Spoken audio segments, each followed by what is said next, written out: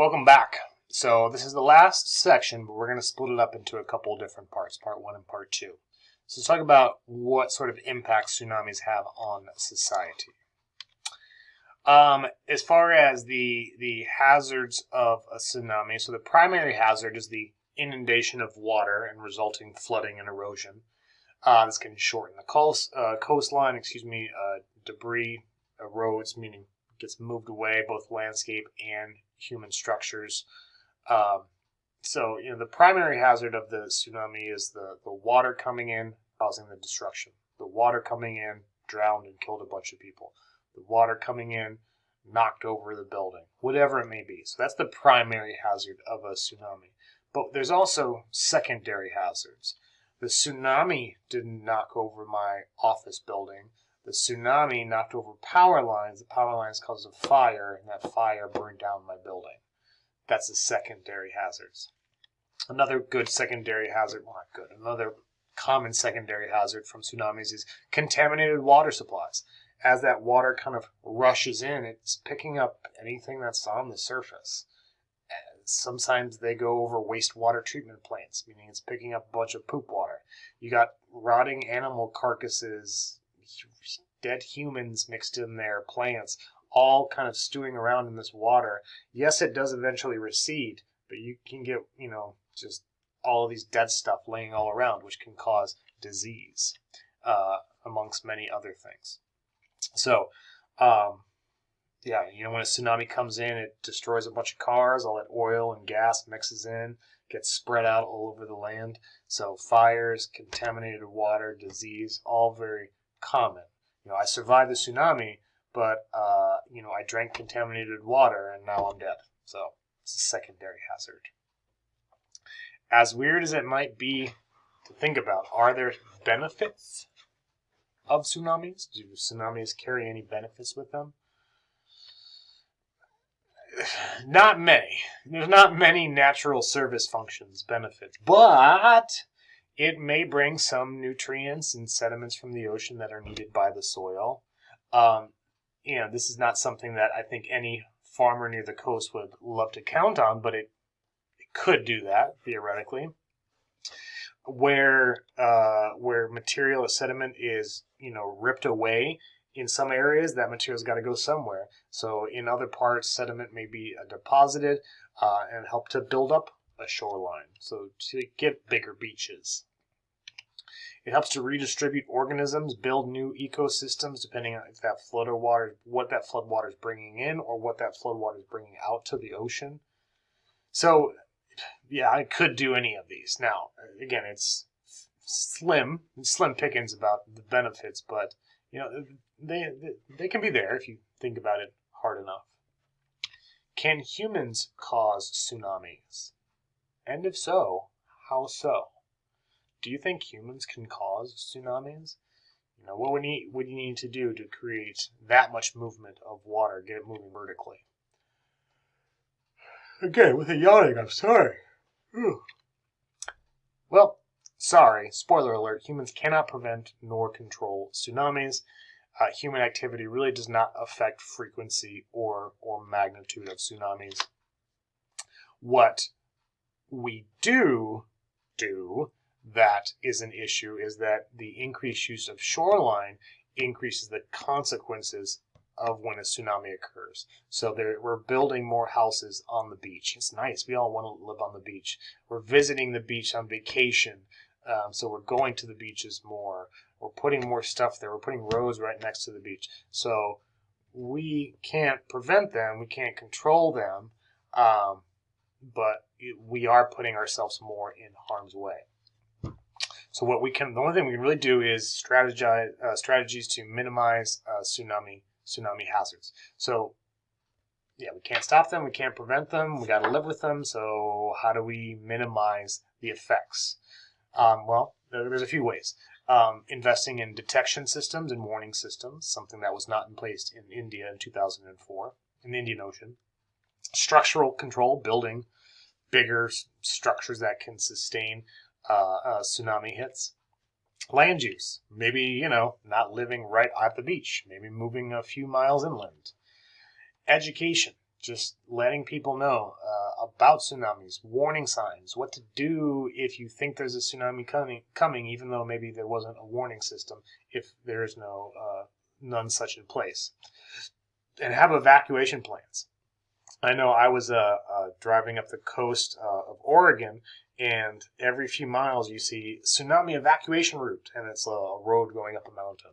So, in Oregon, they're prepared for this kind of stuff. They have detection systems, warning systems. Not a lot of people live right at the beach. Some do. But they also have, evacuation plans. I'm sure in schools in Oregon, right along the coast, they educate kids about tsunamis as well. So we'll just talk about a couple of these things: detection and warning and structural control. So now in the Indian Ocean, there is the DART Tsunami Warning System.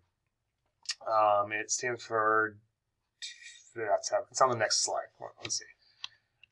Deep Ocean Assessment and Reporting of Tsunamis. That's what it's called. So the way this thing works is, so you have this kind of computer on the bottom of the ocean floor with some flotation devices. So what it's measuring is pressure. So if all of a sudden there's more or less water over this pressure sensor, it's going to detect that. Less water means less pressure. More water means more pressure. So it's going to detect pressure. So if all of a sudden there's more water or less water in certain amounts, then that's going to trigger the tsunami warning. There's something moving through. There's a lot of water that just went rushing over this computer, even though it's way down at the bottom of the ocean floor, about 3.7 miles down. What it does, it sends signals up to buoys with antennas on them that communicates that information. So the buoys that you see aren't the detectors. The detectors are on the seafloor. It's sending signals to the buoy, which has a bunch of antennas, which sends that to different satellites. So now the DART tsunami warning system, you can see it's very extensive in the Pacific Ocean, but also into the Indian Ocean as well. Thankfully, in the Indian Ocean, they have now warning systems now.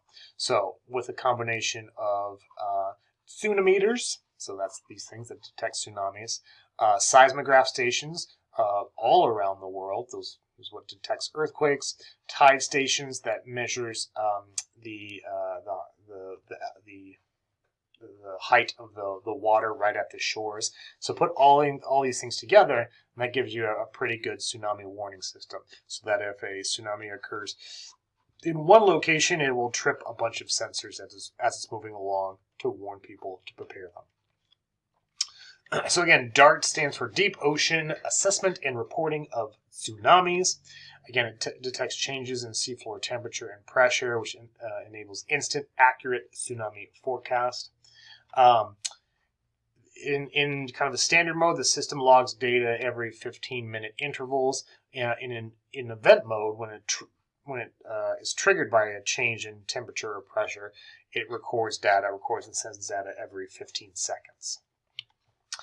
So this whole process started in 2000, but unfortunately it wasn't ramped up until after the 2004 Indonesian tsunami. But now in the Indian Ocean, so this was before the Indonesian tsunami, and now you can see afterwards there's more tidal stations, sea level gauges, but also now some tsunameters, tsunami warning buoys out there. So there's different countries have different systems. Ours is called DART. This is kind of what the buoy at the surface looks like. That's the communication antenna. This isn't the tsunameter itself.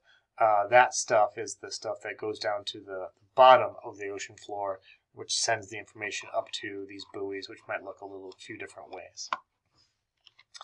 And so, for example, here's DART station 21413 right out here. So this helped to detect the tsunami that was created in 2011 in Japan. So this is kind of what the different measurements. You get this big spike in pressure, which indicates the depth of the water increasing, meaning more water moving over that dart station at the bottom of the ocean, which was an extra. This was out in the deep ocean now.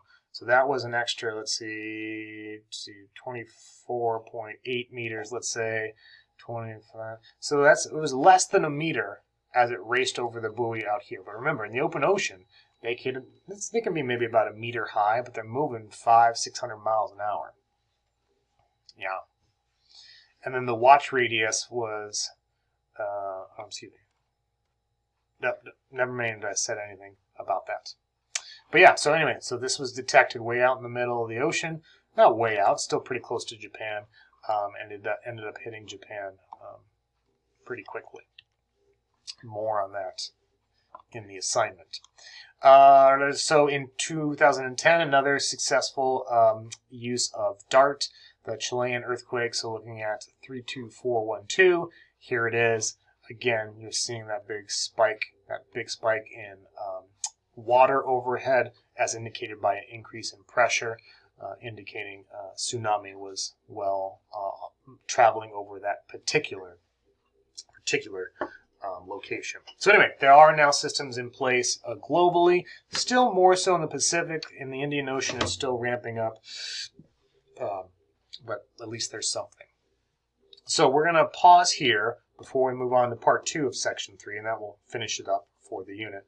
But before we go, I want you to take all those numbers that I gave you so far for the super secret code, kind of, put them in order, and then whatever that number is, divide it by 2. Like, type those numbers that I gave you into a calculator, and then hit divide by 2. That's what the super secret code will be. All right, so you got to do a little math. Take those numbers I gave you, type them into a calculator, and then hit divide by 2. That's going to be the super secret code. So when we come back, we'll finish up section 3, part 2. I'll see you back in just a second.